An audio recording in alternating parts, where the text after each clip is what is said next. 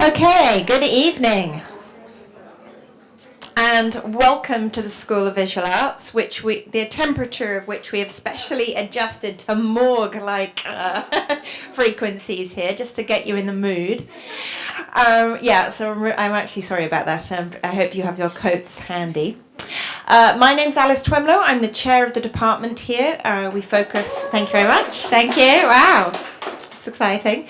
We focus on design research, writing and criticism, as you can see here. We are fully in application season right now, so if you know of people interested in these topics, please refer them to our website, designresearch.sva.edu, where you can find all kinds of information about the program. You can follow us on Twitter. We are closing in on 10,000 followers, which I'm very unreasonably excited about, so please help me achieve that goal by referring your friends. And then I can retire. Okay, and then we also have videos of other presentations here from the program you can find on our Vimeo site, as well as fun promotional videos and open houses and so forth for people who are genuinely interested in the program. I should also mention we have a 2-week summer intensive coming up, June 2nd to 14th, something like that. For those of you who don't want to take the full plunge but would like to dip your toes in the world of design research, writing and criticism, we have a really, really fun time on this program. And again, there's a website you can find at, there we go, 1st till 12th. You can find all the information on our website, which is attached to our main design research site. Really great faculty members, many of whom also teach on the program. We visit all kinds of studios, we run around town, all kinds of site visits, and we write a lot. So if that's the kind of thing that appeals, do sign up for that. Okay, and welcome to our spring lecture series. And here you can see the lineup for the coming weeks. Many of these speakers have been suggested to me by our current students, so I'm hoping this really reflects their interests, and I think you'll see it's a really nice mix. So come along to as many as you want, and if you miss them, watch the videos. I'm really pleased to be able to welcome tonight's speaker to kick off our spring lecture series, albeit on an acropolyptic note. I made up that word, by the way. For 2 reasons, really. Joanna Ebenstein is going to talk to us about subject matter, which this kind of larger topic of death and the medical and how it might intersect with design, which actually turns out to be extremely close to the heart of one of our students, who is Susan right here, she's right at the front, eagerly pen poised, who's actually exploring this topic, looking at the design of burial containers, I suppose is one way of putting it. So we will be referring to Susan in the Q&A session for sure. But also I expect all of us are interested as well in Joanna's role, multifaceted role as curator, designer, entrepreneur, librarian, blog writer, etc. And we're going to hear about some of those, many roles that she plays in a moment. But that's what I always like to do with these lectures, is get people who are dealing with really interesting subject matter and immersed in a kind of work in progress that they can share with us, but also provide the students and myself and many others with sort of interesting career trajectories that we may not have considered before training as design writers and critics. So Joanna Ebenstein is an artist, event producer, curator and independent scholar. She's also the creative director of the new Morbid Anatomy Museum, which is located on 3rd Avenue in Brooklyn. It apparently has 4,200 square foot of space, which is pretty incredible. Contains library, store and gallery spaces for permanent collections and temporary exhibitions, of all kinds of artifacts, books, photographs, artworks, and pieces of ephemera that relate in some way to medicine, anatomy, death, and society, and the kind of relations between all of those. Joanna is co-author and featured photographer of Walter Potter's Curious World of Taxidermy and co-editor of the Morbid Anatomy Anthology. She acted as curatorial consultant on the Wellcome Collection's Exquisite Bodies exhibition, which was incredibly successful, which started out in 2009. And she's also worked with such institutions as the New York Academy of Medicine, the Dittrick Museum, and the Vrolik Museum. So, here to enlighten us on topics such as medical moulages, wax embryological models, and anthropomorphic, I can't even say it, mouse taxidermy, and how they may or may not relate to design. Please join me in welcoming Joanna Ebenstein.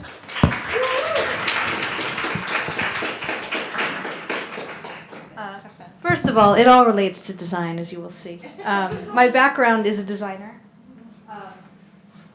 I brought a copy of the Morbid Anatomy Anthology, which I'll pass around while I talk if you guys would like to see it. My background, I have many backgrounds, but my professional background is book design. So this was a book that, I'll talk about it more in the lecture, but it's a book that we self-published and I designed and did all of the image research and production for as well, and it'll give you a sense of how design plays into all of this. I want to thank you, Alice, for having me, and thanks to all of you for coming out on this miserable night to hear a miserable talk about miserable things. Just a technical note before I begin. I don't label images. I feel like it's distracting. As you see, I use a lot of images. Most of them are my own, but not all. If anyone has any questions about them or where they came from, feel free to ask me afterwards. Also, this is a narrative I'm going to tell you about how Morbid Anatomy came to be, but it's in a way a better conversation than it is a lecture. So please ask lots of questions afterwards. I'm sure there's things that I'm not going to say that you'd like to know. So, the anatomical Venus.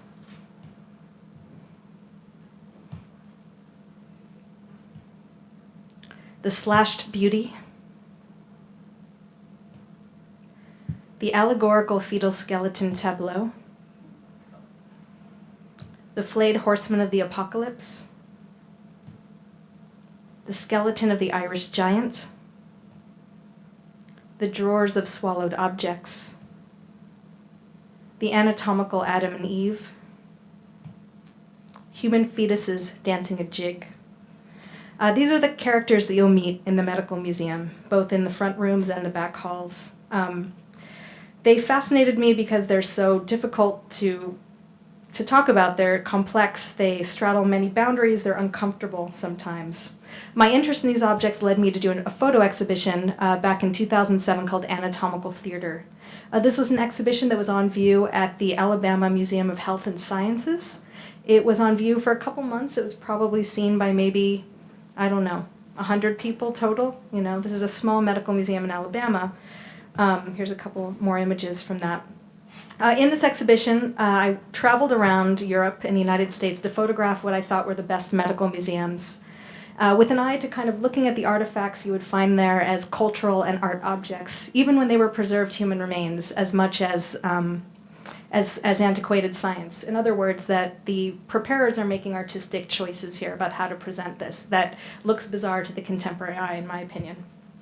So on the trip that I went on, I met with curators and keepers. There are a few of them. I photographed back rooms and, Beth Lawrence. Photographed back rooms and hidden drawers.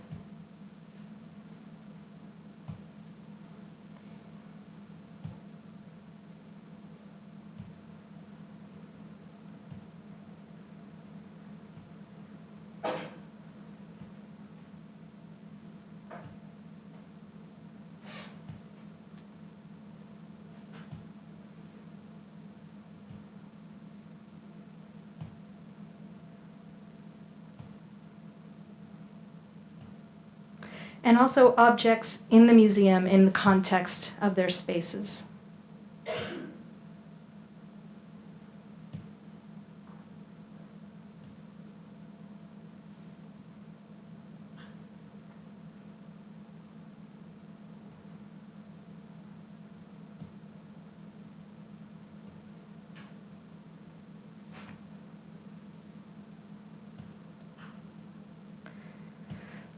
So while I was on this trip, and these curators who so kindly spoke to me, many of them mentioned that they're now routinely outbid by private collectors. And that really got my mind going, wondering what these people were collecting and how these collections might look in different ways in museums. So the next exhibition I did was kind of based on that. It was called Private Cabinets, and here's a few images from that.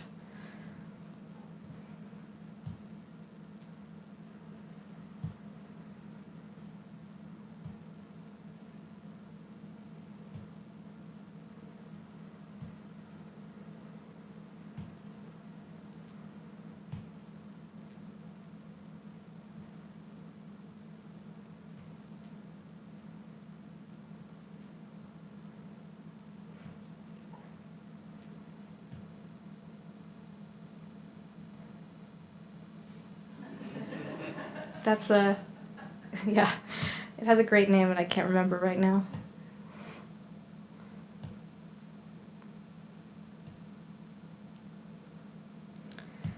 The next project I did, which was based directly on all of the stuff I was collecting about collections in general, was called The Secret Museum.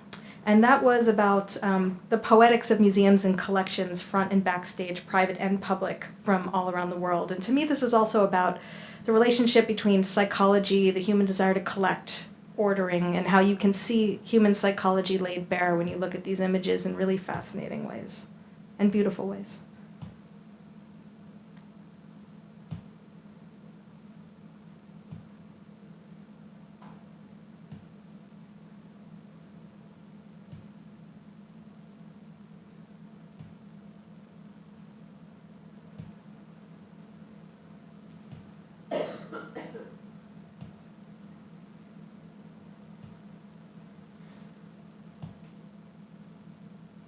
The next exhibition I did was about trying to understand the relationship between things like the anatomical Venus, which I showed earlier, and religious, mostly Catholic ideas of the body, and trying to understand, for example, here's an anatomical model from the 18th century in Italy, and how these forms that look so, again, bizarre to us might have drawn not just from medicine, but also from Catholicism, which was obviously the dominant religion, and obsessed with preserving the dead body and the magic of the body.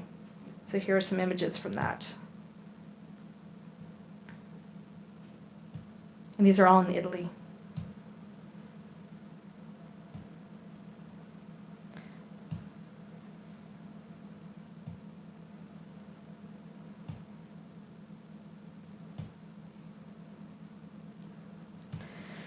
So I started this project, Morbid Anatomy, as a blog, and the reason I started it was because when I came back from Europe and my trip to medical museums, it was a 1-month trip, and I collected so many images and so much stuff that I just didn't know what to do with it.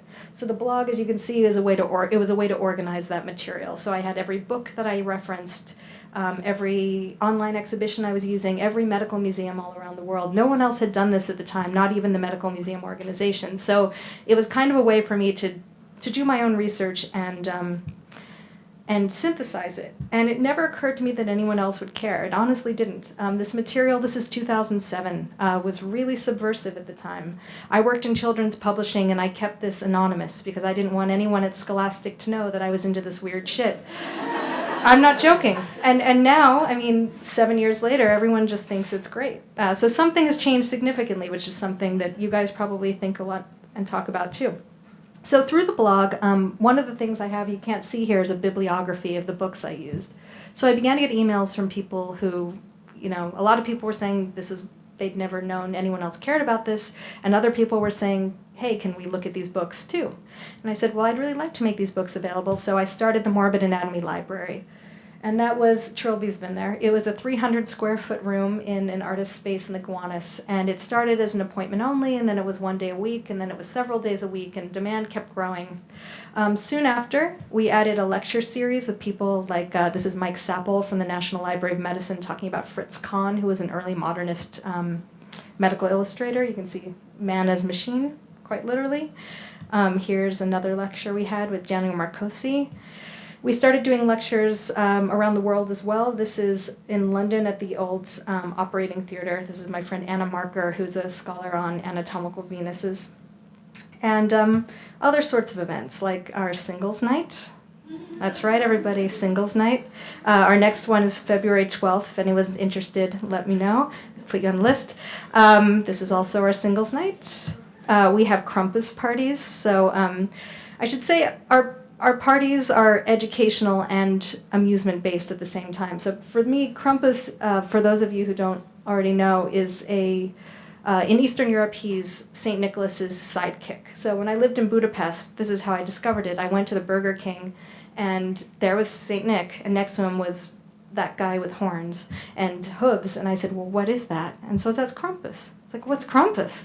So in Eastern Europe, if you're bad, then this guy will kidnap you and hit you with birch sticks.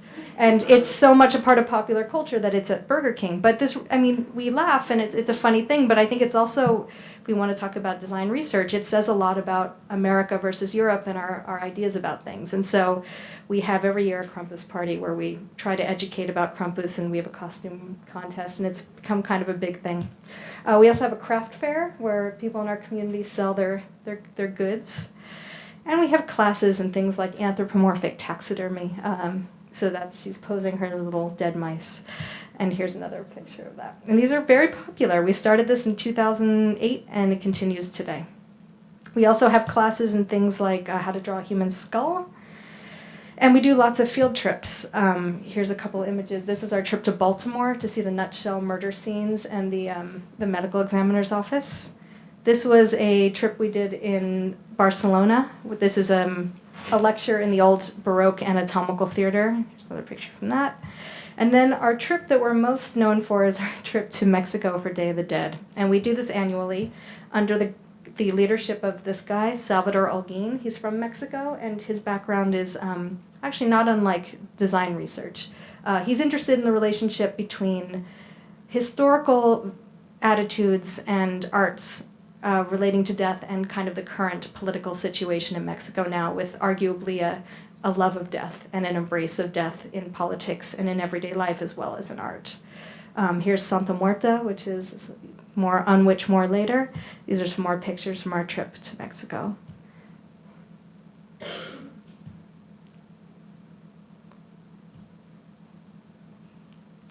We also did recently a pop-up at the Vrolik Museum, which is the anatomical museum in Amsterdam. This is one of the most amazing objects in there. I don't know too much about it. It's called the Hovius case. So that's filled with skulls and bones, and it's from the 18th century. It's just magnificent. And for that, we had short lectures by a variety of scholars on different aspects of kind of 18th century Dutch medicine, which is more interesting than it sounds. We had a class in how to make moulages, on which more in a moment. We had backstage tours. We had a wet specimen workshop. And here's some more images from the moulage making workshop.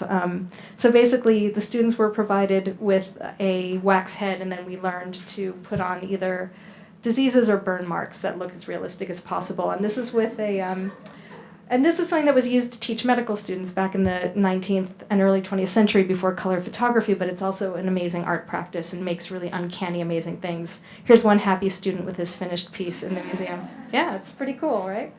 And the woman who teaches this, her name is Eleanor Crook, and we're hoping to get her here as a scholar and artist in residence. So there's a sign-up sheet. If anyone wants to be on our mailing list, you'll be alerted if that happens. We also did an event last year, I guess the year before now, with the New York Academy of Medicine. This was called what was it called?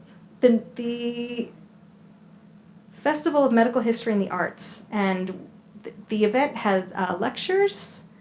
It had workshops. This is my friend Sam teaching drawing from medical specimens. They also teach this at our space.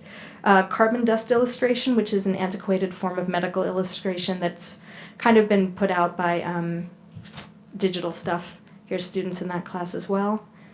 We had demonstrations in life and death mask making, and of course a wine and cheese reception. But what was so amazing to all of us, we were trying, basically this event was a promotional event to try to get people to come out to the newly opened New York Academy of Medicine, but we had over 1,000 people showed up. It was free, so that's obviously part of it, but it was packed. It was standing room only for every lecture, and this is way before the museum was even a twinkle in our eye, and there was already a real indication that there's a real popular interest in this material. So as I mentioned earlier, we also produced this book called the Morbid Anatomy Anthology. This came out last April. We funded it with a Kickstarter campaign, so we were able to do exactly what we wanted with it, which means it's laid out exactly how we wanted it to be. It has the images we wanted to have. Nobody told us what we could or couldn't do. It's 500 pages. It's got a variety of contributors. Some of them are museum people, some of them are librarians, some of them are autodidacts. It's a real mix. Here's some images from that. And it's content you can't get anywhere else, and images you can't get anywhere else. So all this begs the question of how did all this become a museum, which I think is what people always want to know. And this is going to sound false, but it's true. It defies imagination. Here's how it happened. This is true, but it's bizarre. A few Halloweens ago, the co-editor of the book, Colin Dickey, invited me to speak about the Morbid Anatomy Library at a book event he was doing. So I was supposed to bring in some objects from the collection. And the thing I was really obsessed with at the time was Santa Muerta. So this is Santa Muerta. For those of you who don't know, she's I guess you'd say a folk saint or a cult saint in Mexico. She's, by the people who worship her, she's seen as just another Catholic saint, only she's death personified as a woman. She's not evil. She's prayed to for a variety of reasons, and it changes depending on her dress. I was just super interested in this, in how bizarre it is to the contemporary eye, and how to American culture it says something so sinister, but to its practitioners it says something different. And so I'd been doing a project where I was going around to the shrines and photographing people and their things. So this is in Los Angeles. This is the shrine in Mexico City we just went to, which is like a World's Fair of Santa Muerta. It's insanely amazing. Those are all pinned to her prayers, and the smoke you see is from incense. So while I was giving this talk, these two women were in the back. I looked out, most people didn't care at all, but these two women who looked quite similar to each other were very interested, and they came and talked to me afterwards and said, "Oh, we're going to Mexico, can we see this stuff?" And I said, "Yes," and I gave them some advice. And when they came back, they brought me this from Mexico, and they came to deliver it to the Morbid Anatomy Library. And one of them said, in passing as she was leaving, she said, I always thought there should be a gift shop cafe, or a shop cafe like this. And I said, there should be, and I could build you a great museum to go with that, and it should happen now, and it should happen in this neighborhood. And I just didn't know who I was talking to. This woman was Tracy Hurley Martin, and she's the co-founder of the museum. She's one of those people that I think people like me and maybe people like you need. She's someone who can get things done. I can't. I'm not that kind of a person. She saw the potential in this, and she really did a lot of the legwork and helped me figure out the practical things. How are we going to raise money? How are we going to hire a lawyer to make it a nonprofit? Tracy Hurley Martin is what made that possible. She's also the wife of Vince Clarke, if that name means anything to anybody here. Anybody? Someone's nodding. Isn't that, yeah? Yes, he's the co-founder, one of the founders of Depeche Mode, and he's an Erasure and was in Yaz as well. So this is the museum that New Wave built, and that Tracy Hurley Martin built, and that the germ of it was my idea. So that, in answer to how did the things happen, in my experience, things that should never have happened sometimes just happen serendipitously. So now we have the Morbid Anatomy Museum. It's 4,200 square feet. It's in a former nightclub. It was ugly when we took it over. It was like a blonde brick building with no windows at all. We put in all those windows in the downstairs. But miraculously, for a museum's needs, this nightclub had been very ambitious, and they built this kick-ass heater and cooling system that actually means we can borrow objects. That was going to be one of our biggest costs. So it was kind of a miracle. So that's the museum. We have a cafe, which looks cooler now. That's an older picture. We have lectures about 2 or 3 nights a week on things like anatomical waxes and Italian collections. We have, as I mentioned, this is actually our Victorian hair art jewelry class, which is that what it is? I think, yes, that's our Victorian hair art jewelry class. This woman, Karen Bachman, was one of our scholars in residence, and she basically became so obsessed with Victorian hair art that she taught herself how to do it. Her background is she's a jeweler, a master jeweler. We have, as I mentioned, our anthropomorphic mouse taxidermy class and many other. That's one of the students' pieces. That's just one. You have no idea how great what the students do is. Like, I just had to find a quick picture, but there's a million examples. We have a really good bookstore and gift shop where we sell books, but also objects from our teachers. So we have a lot of anthropomorphic taxidermy, hair art stuff. We have preserved spider webs and frames. We have all sorts of kind of crazy, cool stuff. And if any of you are practicing artists, I invite you to submit some stuff.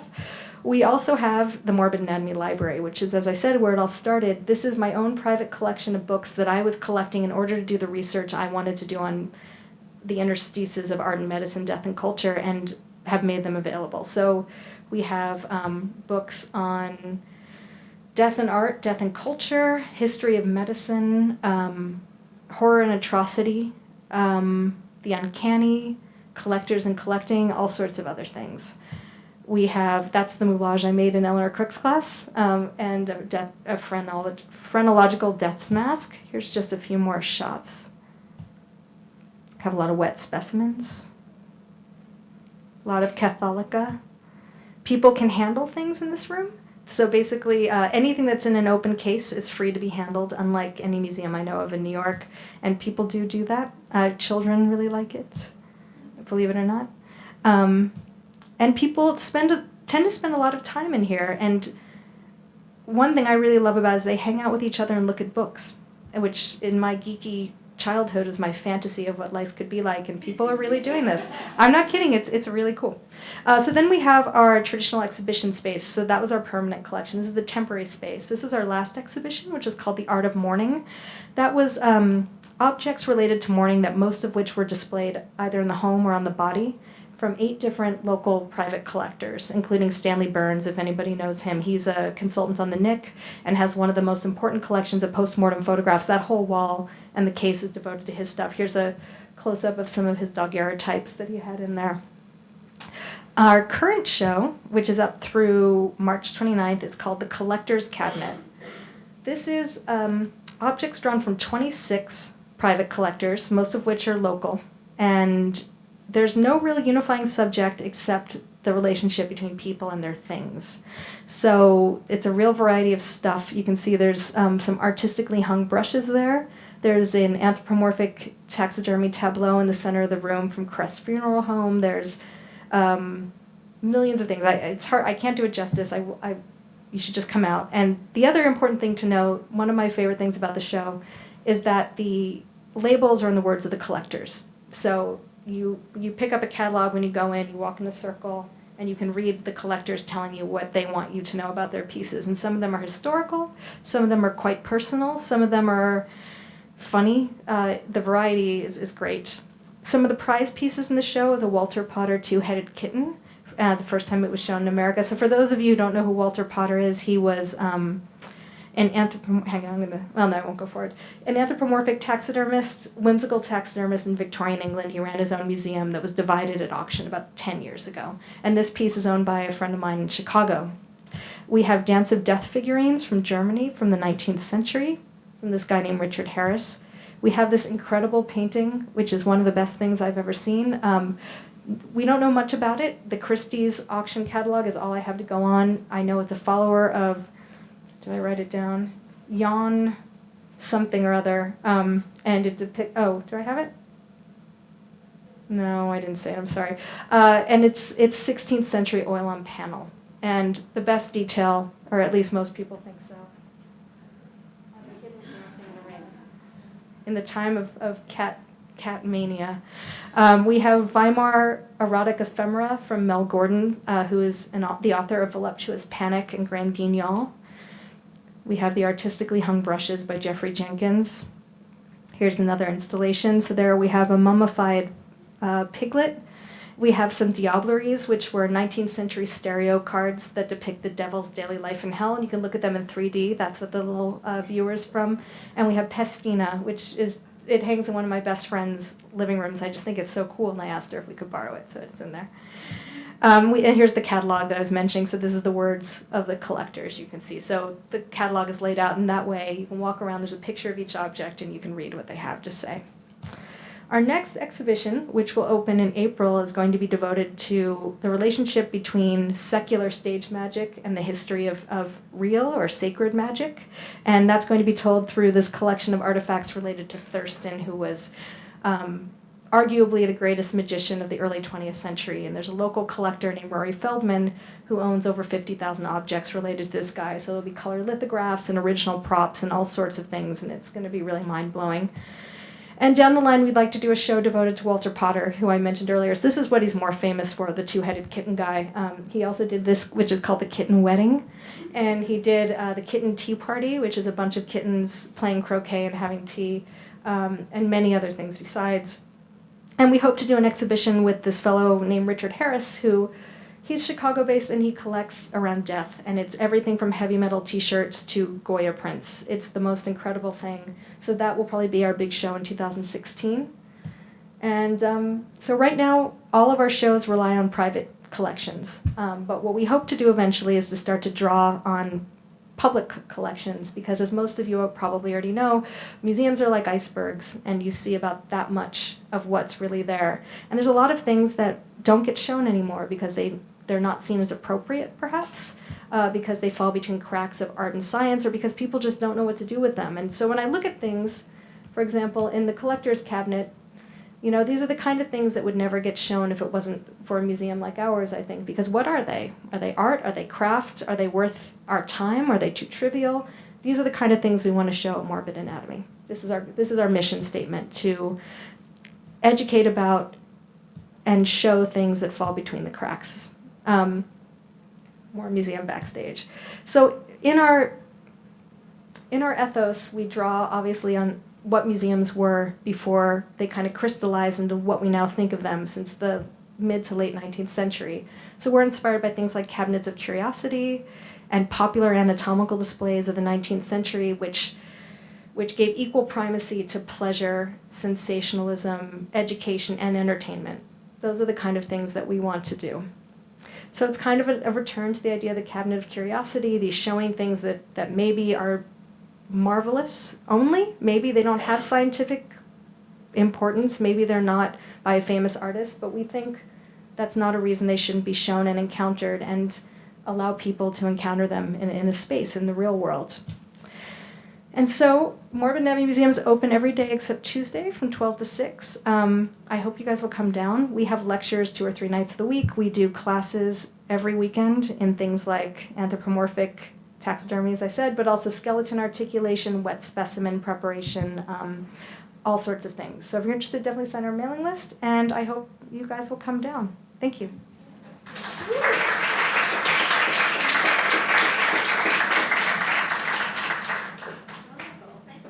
Yeah.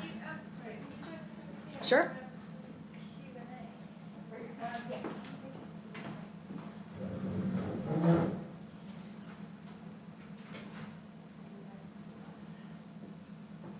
That was weird and fascinating in equal measure. Thank you so much. Oh, my pleasure. Right.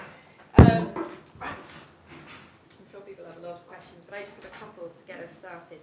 You didn't really refer in detail to this very, very particular aesthetic you've got going on here, and because of your background as a designer, I wonder if you can just tell me a little bit more about that and the extent to which you are being led or directed by the materials themselves. How, because it feels to me like it's very much part of a kind of Victorian aesthetic, the labeling, the writing that you use, the way everything's framed. Can you just talk a bit about that and how you deploy it? Yeah, I think, well, it started with the blog, and when I started doing the blog, my feeling was this material that I'm dealing with is so sensationalistic and so bizarre that you want to go sober. As a designer, you know, frame and context creates how people take it. So I wanted to, in a way, if any of you have been to the Motor Museum and the way it has this kind of sober, wonderful feel, I wanted to produce that in a digital form. And so I looked for inspiration. I mean, everything is based on traditional mourning stuff too. So mourning stationery with the black band around it, trying to use kind of traditional, simple, elegant fonts. I thought that framed the material in the way that I wanted it to be taken, and in a way, so much of this conversation about death and this sort of thing has been stolen, or I shouldn't say stolen, is in the world of youth subculture. And I love the goths and I love the heavy metal kids, but I wanted to kind of go against that. And I feel like people, For example, when I grew up in California, before I went to Europe, I didn't know death and beauty could coexist together. I just thought it was a youth subcultural thing, like, dude, that's cool. And when I went to German churches for the first time and saw, winged death's heads, that really, really moved me. And that's part of what started this whole interest in death for me. And so I really wanted to keep a sense of elegance and simplicity. And so that's kind of very important to the overall field. Does that make sense? Does that answer your question? Yeah, it does. I mean, is there a point, though, when, I feel to some extent it can get confused, and perhaps in a good way, perhaps in a bad way, with the whole artisanal Brooklyn beard situation. So do you... That is a situation, absolutely. Encapsulate that, but do you kind of, are you part of that? Or how would you relate to that? Because in a way, if you were just looking superficially, it all looks kind of similar. That's right? Interesting. It's funny, I'm stuck in my ways. This is what I've been doing since I was like 18. I just have never changed my font and I've never changed my design. So maybe I'm part of that world without intending to be. That's possible, but it's definitely not my intent to ally myself with them. And yes, I have been to the Morbid Museum, and if anyone hasn't yet been, I urge you to go. It's a medical museum in Philadelphia, and it was just hilarious when I went. There were these medical students on dates with one another, kind of staring with glee and awe at the world's largest colon. It was like this. That was their idea of a good day out. It's definitely very fun.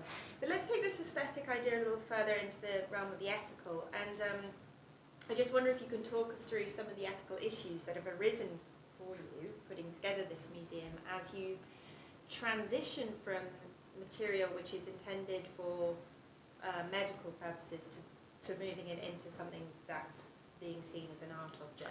Yeah, well, I would argue against those distinctions, and that's part of my thing, is that if you look at the 19th century and the 18th century, the anatomical Venus was created for a mass audience, not for a medical community. It was created to entertain and delight and educate. And that's really what I'm inspired by. And if you look at the history of the ethics of medicine, it's always pretty questionable, and that's part of what we're trying to illustrate as well. So, but I should say one thing here, because I feel like I didn't mention in the lecture, is that our taxidermy is all ethically sourced, and that's really important to our teachers and to us. So the mice are feeder mice that are being thrown away because they're about to go bad. So just so you know, we do think about ethics, but I think. I'm thinking more about, there's that aspect of it, but more about the gaze and the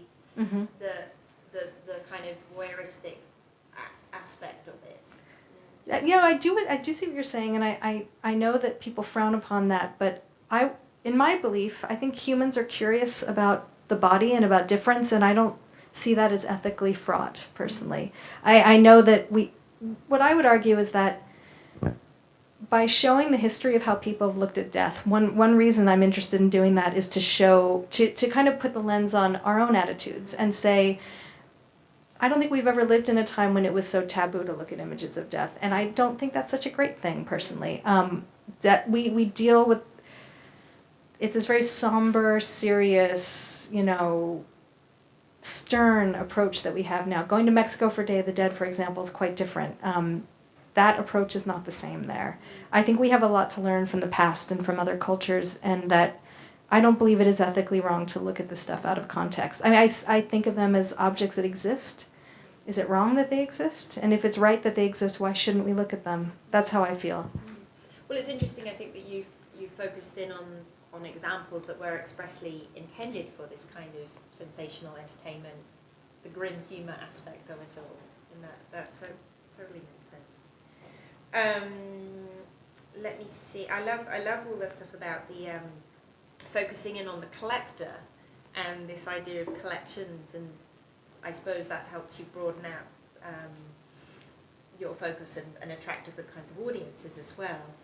And that lovely tension between the private, these cabinets of curiosities were once for a private kind of situation, yes. And you're putting them in a public. Yeah, that must have been very cool. And also, so brilliantly meta as well, collecting collections. Well, it's in a way, part of what I think is interesting about looking at the whole narrative is that in a way, it's a much better museum than it was a photo project. You know what I mean? Like when I was photographing private collections, it just never came together. I was never happy with it as a body of work. And now it makes so much sense. It was all, I mean, if you want to look at it that way, it all led to the museum. Now I happen to know private collectors all around the world. They're part of our community, and they're excited and delighted to share their stuff. You know, it's been really interesting. And of course, you know, the roots of museums are private collections. They didn't become public until the 18th century, really. So it's really the roots of it. So tell us a little bit about you as a museum curator, in your mode as a museum curator now. How does an acquisitions meeting for you go? I should say... It's you, talking to you, I guess. But how do you decide on what you want to come into the museum and what you leave out?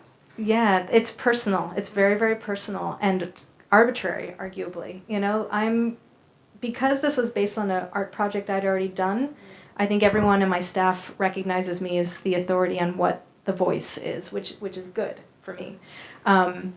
The way we decide how to do is we sit around in a room and I say, hey, what if we do this? And they're like, yeah, that's cool. That's pretty much how it's done. Museum is a very grandiose word for what we are. We are a museum, but we're a museum of 3 staff members and a board of directors. What makes it a museum legally, by the way?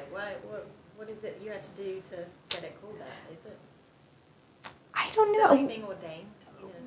We had to fill out something for like the education department.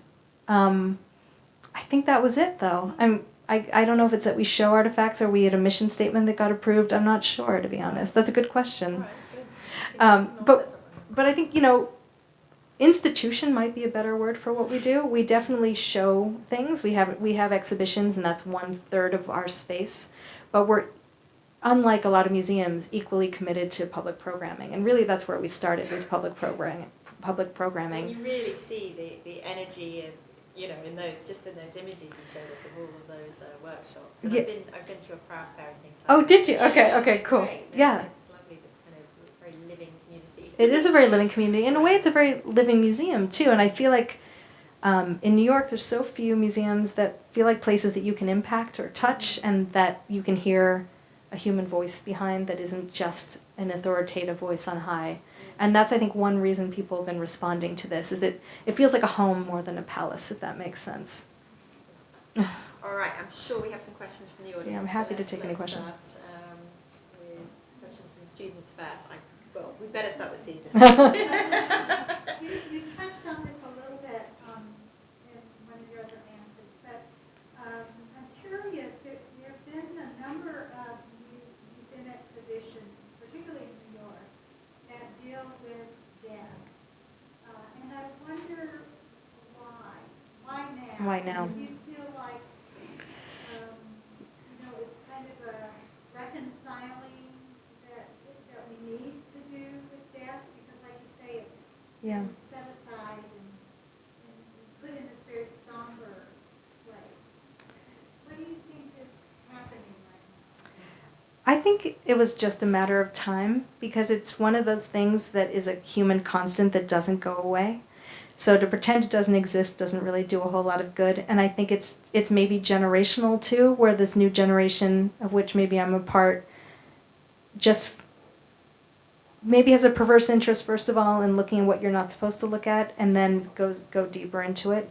But I think, you know, what Trilby and I were just talking about too is this idea of kind of, I've been thinking a lot about, especially after Art of Mourning, a couple of people came into that exhibition and said, well, most of this is Christian stuff. And I was like, that's interesting. I didn't think about the religious aspect. And so maybe it's this gap between when religion answered a lot of those questions and gave meaningful rituals to people for so long.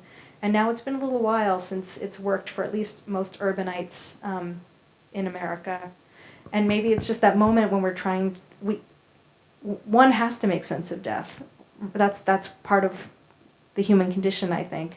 And we don't really have a sacred tradition anymore that answers those questions. So maybe that's what this is about. For me, you know, I think of this material, going back to the idea of collectors, you know, I collect this material to understand too. That's how it started for me. If I collect all these images and can look at it, then I can start to understand something. So maybe it's the same kind of thing in this not clear, goal-oriented way where all these people are drawn to trying to make sense of it in a philosophical or artistic or literary way. That's what I would say, but I don't really know. I have two questions. First is, what is your own personal view of death? Does that affect your work? The second is, in the concept of death, do you have any consideration for a seance? And if so, is that expressed in any of your collection? Yeah, as a matter of fact, well, the first question is, I don't want to die either. But for me, my whole life I've been interested in these matters, and I think partially perhaps because my grandparents were Holocaust survivors, and so, I think a lot of Americans can pretend death didn't exist, but it was a big part of our personal history. And when I was a little kid, I remember really thinking a lot about it, thinking about not death so much, but what it must have been like for my grandmother, who I really adored, who was like an upper middle class kid in Vienna, who with a certain set of expectations, and then the world ended as far as she was concerned, and she had to leave with only the clothes on her back, et cetera, et cetera. There's a million stories like that. But I think dealing with the idea that the world as we know it could end at any moment is really what contemplation of death is, right?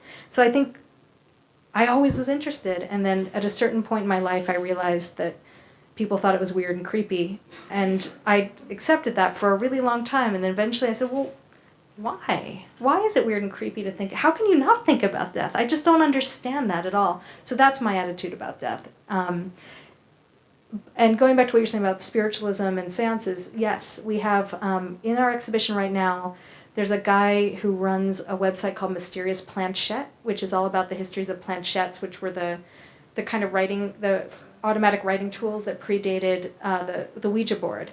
And he donated a talking skull that was used in seances, and a spirit photo showing the manifestation of ectoplasm, and a book called Gambles of Ghosts, I think, which is supposedly a place that spiritualists could get trick stuff to make it look like they were evoking ghosts. But the next exhibition, the one about Thurston, a lot of his acts revolved very specifically around spiritualism, so there'll be a lot of stuff about that.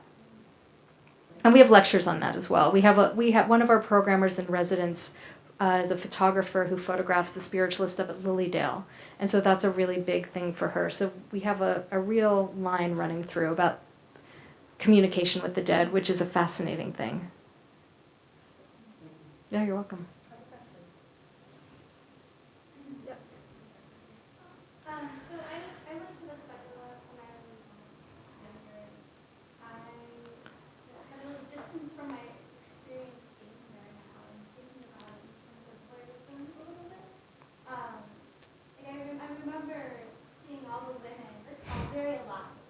Yes. So laying down with their perched as butterflies for all the children to see, and then all the male figures are standing with their flowers all present in your face. And I just was curious what your opinion on the ethics of that is. Yeah. Or the representations of gender through the Yeah. center. See, to me, I would look at it, my background is also intellectual history and art, so I would look at it as a way to understand the time period and how they thought gender was appropriately displayed. I think there's a lot to be read there, and I don't think it's right, but I think it's true to its time. So I don't find it ethically wrong, unless you want to find the 18th century ethically wrong for thinking, it's a product of its time, and that's exactly what I was trying to do in the show, in the exhibition Anatomical Theater, was get people to look at them as products of their time and saying something about, absolutely they say something about gender. And what you say is true, and the thing that's even more noticeable to me is the women all have skin and most of the men don't. But when you read about this, it's even more interesting that the male body was considered the canon and the female body was considered like different and wrong, kind of, so that it's all there, it's all encoded. Yeah, I think it's incredibly rich and fascinating, but I don't find it ethically fraught myself. That's a really good question. In that instance, in that exhibition, did you use the captions or the wall text in a more interpretive, explanatory way to suggest these ideas? Or? No, I tried to do it by groupings. So it's interesting. In a way, part of the reason that it wasn't a great exhibition, but it's a great larger project, is that it didn't work without a lot of text. But I didn't want to use a lot of text. And also, I feel like I don't want to tell people what to think. I more want to suggest how they might think about it differently. And maybe I err on too little text rather because of that. But I feel strongly that I wouldn't want to be told what to think, but that it's there if you look for it. Well, yeah, there's a little library to refer to. Yes, exactly. And it's all in the blog. Yes, Meg. So I just have a question. The images you presented to us, it seems like a place where you can go and it's a safe place to be confronted with stuff. Have you guys ever had like more serious conversations about the history of death being documented? Like recently I saw the documentary. It was Night Will Fall. Night Will Okay. Fall. I don't know if you've seen it, but it's basically after 7 years, they finally edited and produced footage from the death camp. Oh, this is the Hitchcock thing. I heard about that. So, and I was surprised to learn that, of all the U.S. directors, that, they picked, Alfred Hitchcock. Yeah. But watching it, it was the only time that I felt badly, affected, because of the way they treated the documentation.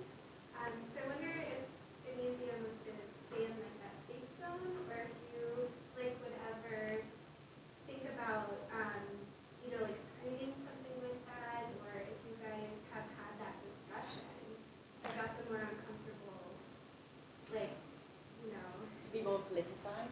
Yeah. or just the things that make us uncomfortable.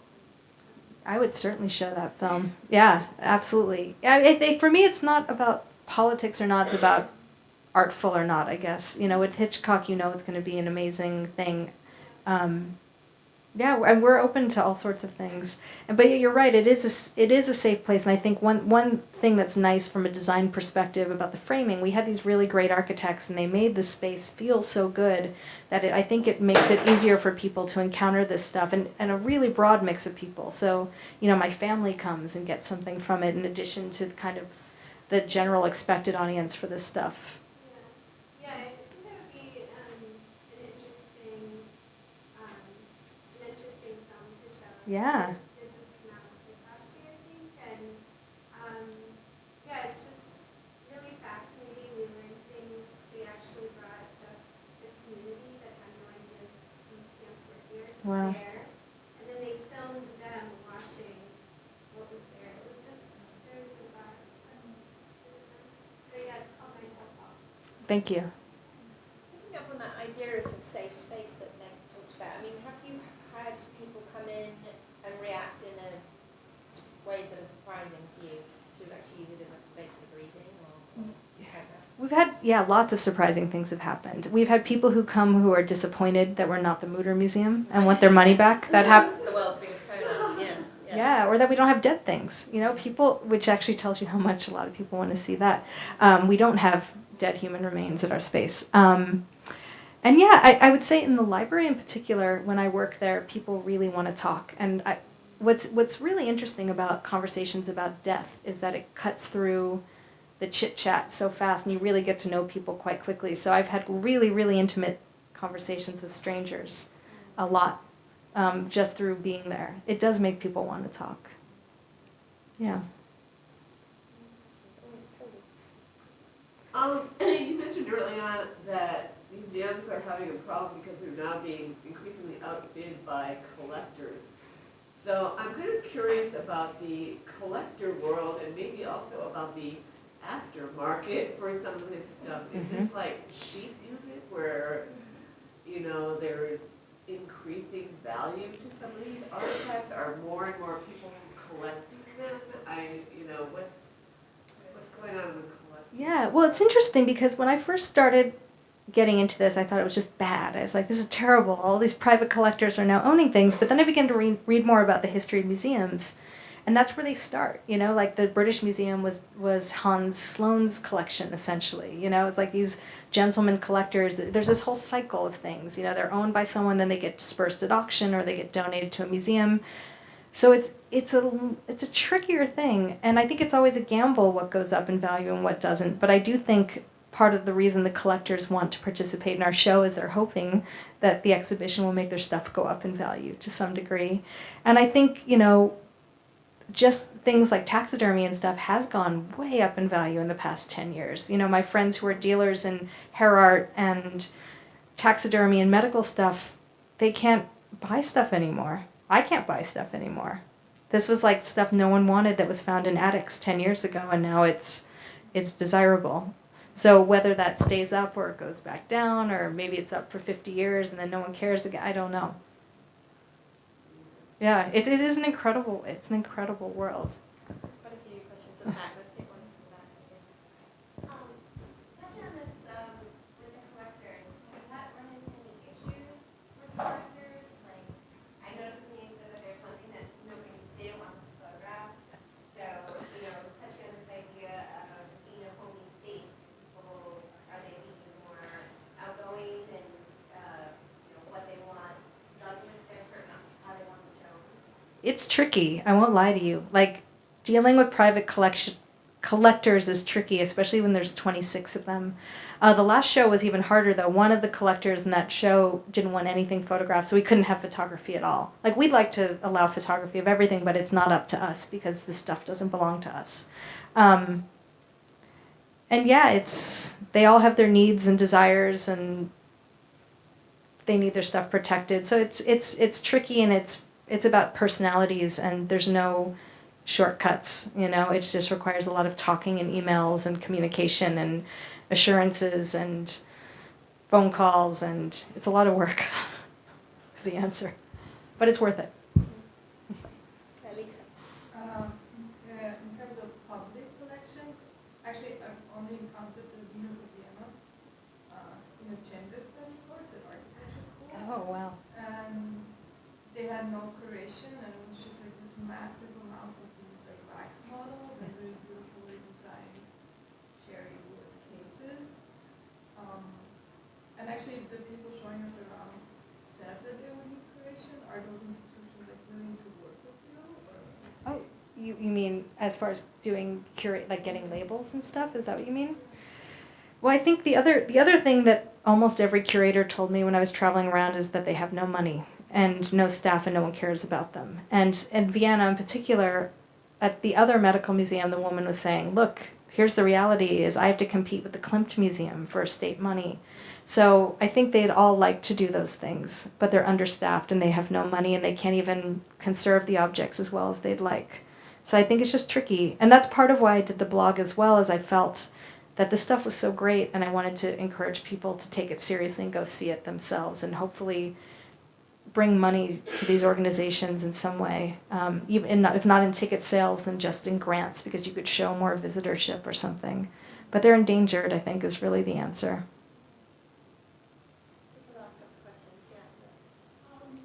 I was wondering how you would define the historical endpoint of what we were of the museum's curatorial mission. Yeah. There seems to be this implicit, like late 19th, early 20th century, right, like Yeah. cap. But is there a shift in like science or medicine or museology that really defines that endpoint for you? With death stuff, there is, I'd say. Like 1930 seems to be the end of a certain way in the beginning, or 1920s is like the transition time when people, when death gets outsourced from the home to the hospital, when funeral parlors overtake the parlor and the parlor becomes the living room, when women don't have time to do the handicrafts anymore. So something changes there. But that said, we kind of break out of the grid once in a while too, like Pestina was a 1960s thing, and you know, it's not. Those are guidelines for sure, and it's very true. My interest, I'm not really interested very much in anything post 1968, I'd say. But there's always an example of what I am, you know. And it's just it's really personal. I mean, this whole project, there's no real well thought out argument for it. It's just my gut and my aesthetic. It's an art project as much as anything else, I think. One of our my previous students was looking at the kind of the design of mourning, contemporary mourning. So she was looking at death tattoos. Was this Angela? Yeah, Angela. She came and did Yeah. research in the library. Perfect. That's how I know her, yes. And she was, the tattoos and then the Facebook pages for the dead and these sort of strange memorial teddy bear situations. Yeah. So Yeah. she was investigating that, the kind of this very more contemporary material culture. But Yeah. I think aesthetically, she was also drawn to the Victorian period where there seemed to be a lot more going on. Yeah, but some of that stuff that's contemporary is really great too, like the kind of vernacular shrines and things like that are amazing, and I've done some work with those. It just doesn't, it does move me on a personal level, but I don't think it's right for the museum somehow. Not yet, anyway. Well, I think the end note of the moment for us to pause anyway and continue the conversation over some wet specimens. But before we go and do that, will you please join me in thanking Joanna Ebenstein? Thank you. Thank you guys. Thank you.